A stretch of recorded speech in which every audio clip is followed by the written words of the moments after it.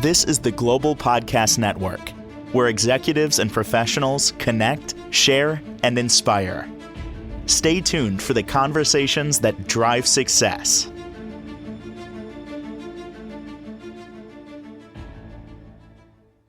We are back with Leah Zaccaria. So exciting to talk to her about her amazing yoga studio based out of beautiful Venice, California. And we now are joined by her live. How are you today? I'm doing so good. Nice to be here. Pleasure to have you. Thank you so much for being here. Tell us a little bit about what you do. Yeah, I own yoga studios. I'm actually a former corporate businesswoman. I was a CPA for 15 years. Oh, wow. And yeah, so I did taxes for a living for 15 years. And then I found yoga and it changed my life. And so starting in 2009 is when I opened my first studio in Seattle. So I have two yoga studios in Seattle. And then I moved to Venice, California. Literally on March 18th, 2020, I was in the air when we went on lockdown.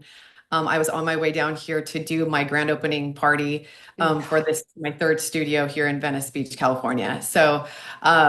But it's been a journey and a ride, which is a whole story in itself. But I'm happy to say that all three of my yoga studios are still here and thriving, and community was really my basis for all of it. And I did everything that I could to keep them all three open. And they're just so special because of not just the aspects of what yoga does in general, but for community and connection, and especially in the world we live in today. So that's what I do. I have these platforms of these amazing yoga studios. Venice, it's like the mothership. It's a 5,600 square foot studio, so it's giant. It has 4 different rooms, so all kinds of different modalities. Has about 120 classes a week. My studios in Seattle are a lot smaller, more traditional, like one room studio. But this is like this massive haven. So lots of healing, lots of discovery, lots of growth, and then number one focus is community. So Beautiful.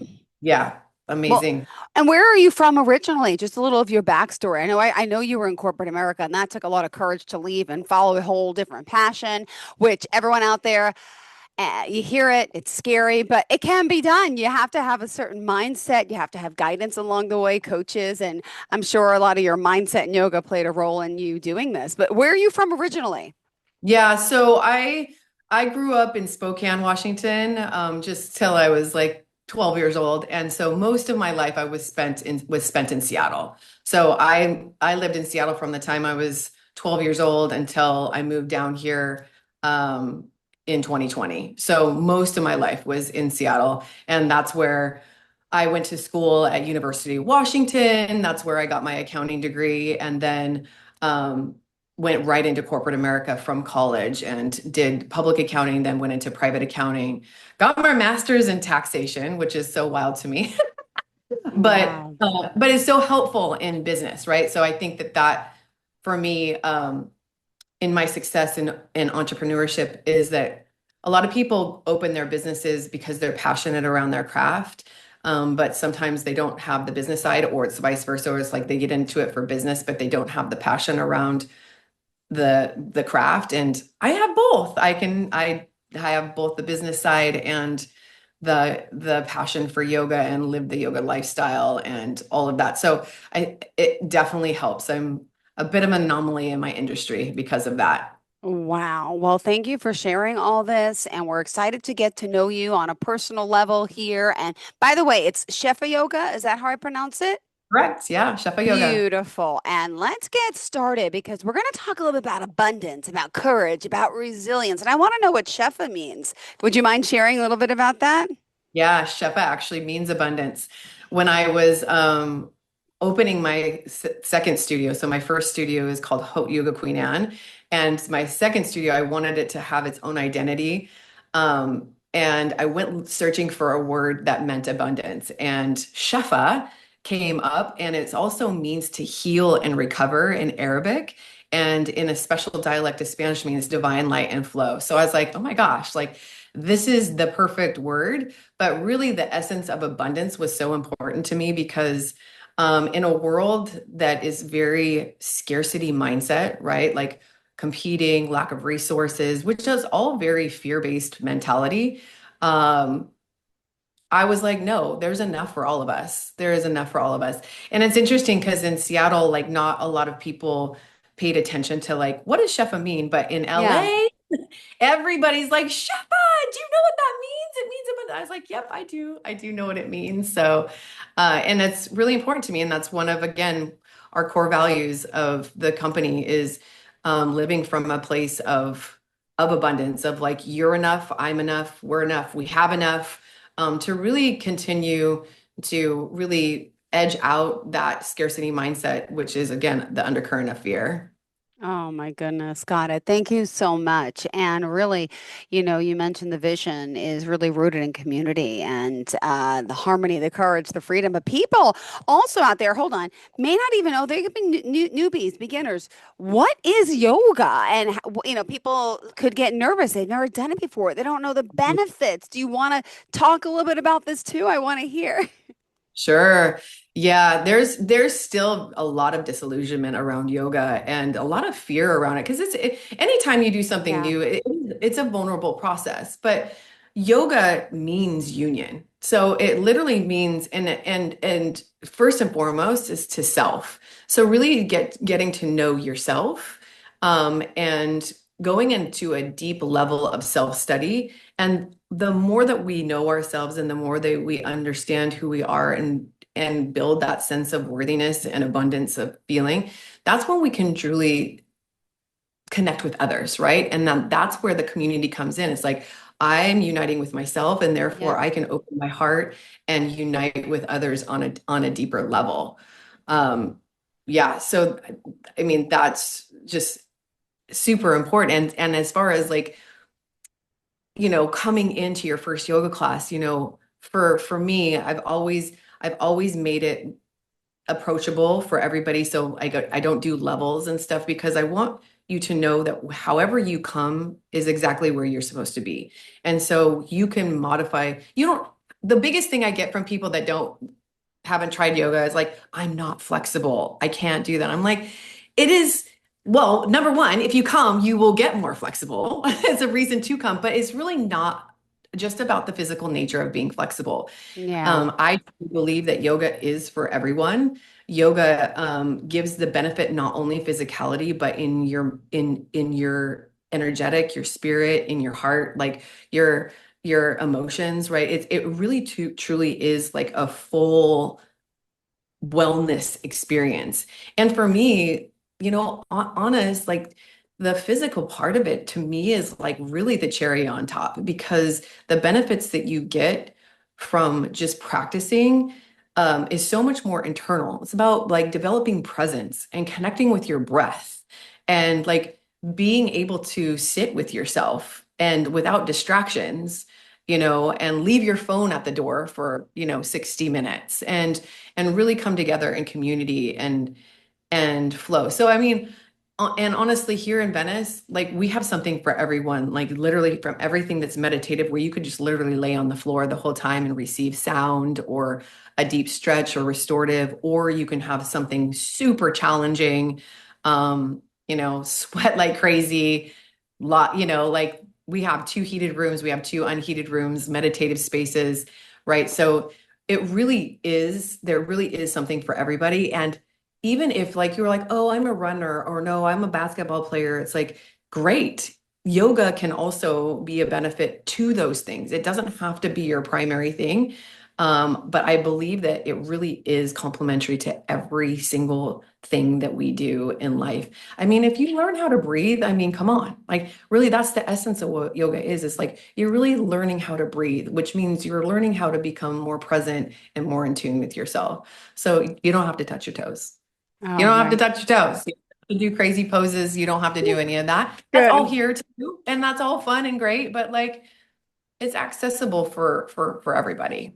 Beautiful. All right. What else did you want to share with us today about your studios and, of course, the amazing work and the types of yoga you're doing would be great to know as well. Yeah. So we do all kinds of different modalities in the studios. So heavily rooted in vinyasa. We do a lot of vinyasa Yep. practice, which means flowing practice. It also means to place in a special Uh-huh. way. So everybody, I have a lot of teachers. I have between all three studios, I have about 75 teachers, and they're all allowed to have their own creative freedom. So Okay. not every class is going to be is exactly the same. We do have some classes that are set sequence that are like 26 and 2 or Dharma, which is they're like the similar sequence every time because people like that as well. But there's a lot of creative classes through Vinyasa. So you're never really going to get bored, and you can also find the flavor that you need, the speed that you need. We have heated and unheated rooms. Yeah. So if you're not a heat person, you can still practice vinyasa, but we have a lot of people that love the heat. And so we have a heated room. I say heated instead of hot because we keep it around 92 to 95 degrees. So don't be scared of hot yoga, right? In my studios, like heat for me is to allow people to sweat and get deeper in the postures, but my goal is to not kill you, right? I want you to be able to do the whole practice and not get distracted by the heat. We have yin, which is a deep, long stretch. We have restorative, which is really exactly how it sounds. Like it's a deep relaxation. You're supported by props. You're just laying on the ground and receiving. We have sound healing classes where you're literally laying on the ground and just receiving sound, which has a lot of healing properties to it. We have different Ashtanga base. We have 26 and 2, which is the old Bikram style, if you will. So we have a lot to offer. We also have Sculpt and Flow, which is yoga with weights. We just actually started doing that. So there's just like something for everyone. And yeah, it depends on your time and flavor. It's like today, maybe you feel like you need to have a sound bath. And some days it's like, okay, I'm ready to do Rocket, which is an Ashtanga based practice that's really challenging. Um, but we do all kinds of other things here as well. Like my whole, like I have the lobbies are living rooms. And so it's like sofas to sit and hang out. We do monthly brunches for the community that are free so that people can come and just hang out and be in community. Uh, yeah, so we're constantly doing things, partnerships in the community and elevate not just the people within the community, but through the greater LA area, Seattle area, and just trying to, you know, continue to be a positive vibration in a world that um, is not always that way, you know, just keep it bringing the Amazing. light. Wow. Yeah. And just curious, what do you find most challenging about being an entrepreneur and a business owner and let alone all these different locations? Yeah. Yeah, it's an interesting thing. I mean, I have brave tattooed on my arm.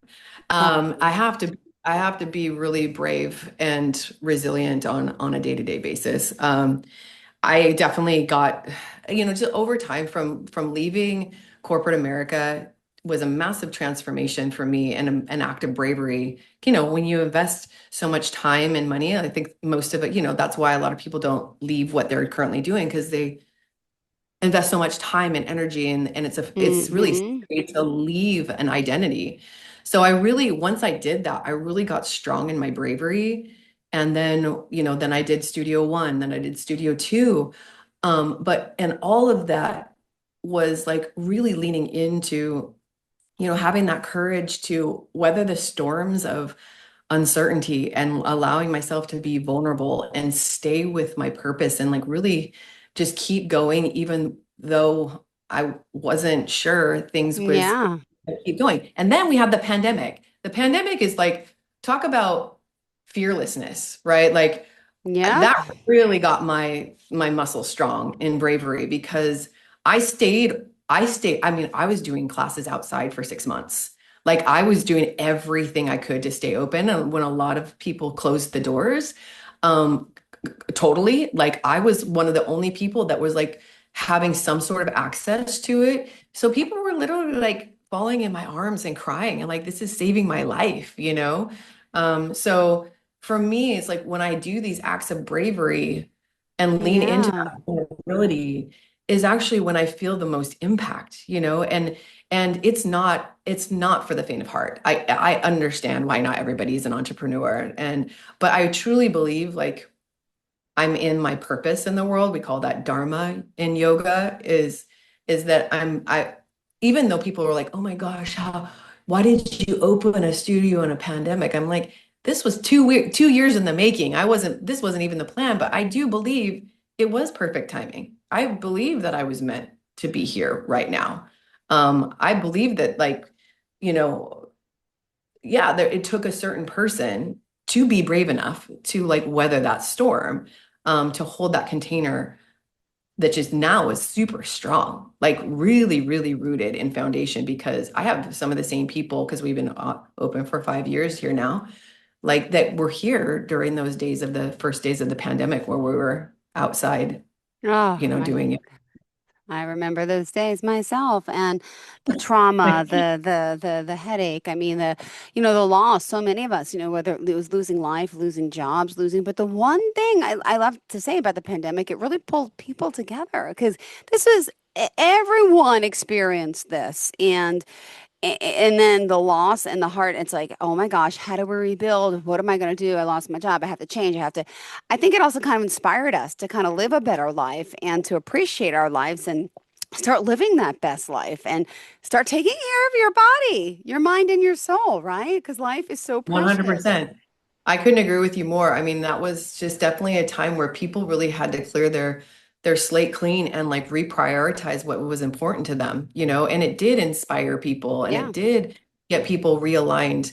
And for me, as an entrepreneur, it really did, people were like, who am I? Like, what's important to me? Where and who do I want to hang around with? Who do I feel safe with? Like, and it Yeah. really, that's why it's so deeply, so deeply rooted now, because during that time you made certain choices of like, it was such a divisive time too, that it was like, it's where do you really come in and unite and come together in deeper connection with the people and the places that really resonate with you, that what's true for you. And really, that's what's so inspiring to me, because that's really what I feel in the way that I teach yoga, because I also teach, is that I want people to live their truth, right? So it was such a beautiful time in that way. It's like, what is really your truth? Like, what is important to you? And are you gonna have the courage to step into that power, right? And Mhm. do the things that you know to be true and that are in your, yeah, that make you really feel free. Because I mean, that's really the overarching thing of what I hope for people is when they practice yoga, is that they tune so deeply into themselves that they know who they are. They know their truth, that they feel free to be who they are, like 100%, just like accept who they are and feel that freedom to be in their own skin, in the way that they are. So, yeah, it was definitely a difficult time. But those are the times, and that's also like, those are the times when real change happens and real transformation occurs. And I mean, I had to go through so many of my own transformations during that time, to surrender, to let go, to be resilient, to adapt, to do things I never thought that I would do, to hold this vision for Shefayoga and to keep it going. And I mean, I'm not done. Like, I Yeah. want to open 15 more studios across the country, because I want to continue to have this vision, spawn out over the country, because not everybody has this same vision as I do. And honestly, that's why I opened a studio in LA, because I actually didn't have a plan to do so, but I came here and I was going to move here, and I was like, wow, what I have to offer is actually needed here in LA. Um, and I did it, and I manifested this giant space. I went from not thinking that I was going to open a yoga studio here to opening a 5,600 square foot massive sacred space that was once a very famous yoga studio 10 years ago, called Exhale.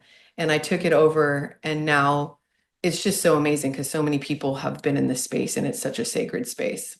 Mm. It's quite an amazing journey, and yeah, and I'm glad that I was brave enough to take the challenge and do my own personal work, to hold it all down and be here now, and so that we can continue forward. Yeah, I'm excited to do more. Oh my goodness, great. Well, this is, I know it's our first show together. We are getting to know you and all that you have to offer. And there's still so much more to Chef Yoga and yourself. So let me ask, are you doing all in-person classes? Do you also do virtual or, and what else did you want to, actually, talk about in our last 5 minutes together? Yeah. So during the pandemic, of course, everybody was online. And so that was one of the things that I never thought that I would do was online yoga, because that's like my whole thing is community, like in-person connection. But again, you have to be resilient. You have to do what was necessary at the time. So during that time, we did a lot of online yoga. And in that time, we created a really amazing platform. So we weren't just doing it on Zoom. We actually did a whole production, type of thing. So in the event that we would use them later, which we do now. So we have a whole like a library of like over 500 classes on our websites that you can access. So if you're not in Venice, if you want to check out my class, you can go onto our websites and hit the on demand. And there's hundreds and hundreds of yoga classes out there. I'm not currently creating more, but the plan is to do a few more that are current and refreshed, for that platform. But mostly my goal is in person connection, and that's why I want to open more studios, live brick and mortar type of things, so that we can continue to have live in person connections. We're in a very digital world now. We're in an AI world now. So even more important to have those face-to-face moments together. So yeah, I really do focus on the in-person stuff, but you can access us online through that. And I try to do other different things. I wrote a book in 2018 before the pandemic. I'm working on my second book. So if you want to get to know me more, my book is called Seen. It's my first memoir of until up until 2018. So it doesn't have my story of Venice and the pandemic, but it definitely shows you how I got here and how I've left corporate America to live my truth. And so that's also something you can learn more about me if you want to go there. So there's definitely a way wherever you are in the country, like you can go online on demand, you can read my book. But if you're ever in Seattle or if you're ever in Venice, those are where my studios are now, in person. I mean, the Olympics are going to be here in 2028. So if you're here, we're just 2 blocks from the beach. It's really such an amazing, amazing, amazing. And if you're even kind of deep LA, not even in Venice, like come for a beach day and take a few classes and can do a whole day retreat here at Shefayoga. We got showers and food and all the things if you wanted to build your own little day retreat. Beautiful. Thank you so much. And really excited to have you here and to get to know you today. And, just one thing I got to ask, um, anything that you want to leave our listeners with, any motivation, how should we be starting our day, right? Come on, because you must, Mhm. what do you do? Like, how do we keep our sane mind, right? Tell us. Yes. Well, for me, I'm all about, if you're feeling a certain way, then allow yourself to look at, and instead of getting into maybe a narrative of why you think you might feel a certain way, of like maybe if you feel off or you feel um like stuck, like really let yourself go into that inquiry of yourself of like what is that, and then be brave enough to follow what might be nagging at you to get unstuck. Is that shifting a thought? Is that leaving a relationship? Is that switching your job? Like, and obviously that doesn't all have to happen at once, but it's just like, we all have the power to drive the ship of our own life, and we can stay stuck, or we can open ourselves up to possibility. And really, we're the ones that are making that choice. And so I know every day when I get up, I am so grateful that I have done those types of things to really get so deeply rooted in who I am, that when I wake up every day, I do feel really happy and inspired and full in my life, because I've taken those steps to really know who I am and be in my purpose in the world. But again, you got to be brave. You got to be able to lean into the vulnerabilities, and you got to be able to just like write out a lot of fears. But the more you do it, the more you'll see that fear's a liar. Fear's a liar, like almost all the time. So, we can't live life without fear, because fear is also an emotion that tells us like we are in danger, like if we're being chased by a bear. But if we're not being chased by a bear or something that's real danger, like we're in it too long most of the time. So, just be courageous in your life, and find what makes you feel lit up in your life and turned on, like plugged in and purposeful. All right. Well, thank you so much for being here, for joining us. And they want to reach out to the website, ShefayogaVenice.com. That's ShefayogaVenice.com. Now, do you also have any social media pages you want to share? Yeah. Shefayoga Venice is also on Instagram. If you're in Seattle, Shefayoga Roosevelt, Hot Yoga in Seattle. But yeah, Instagram is where we're mostly active. We're on Facebook as well, but if you really want to know what's going on and the energies of our studios, the websites and Instagram definitely are the way to go. Thank you so much. All right, have a fantastic day. Pleasure getting to know you, and can't wait to hear more. Thanks again. Thank you. It's so nice meeting you and being with you today. Same here. Thank you. Bye-bye, sweetheart. This is the Global Podcast Network, where executives and professionals connect, share, and inspire. Stay tuned for the conversations that drive success.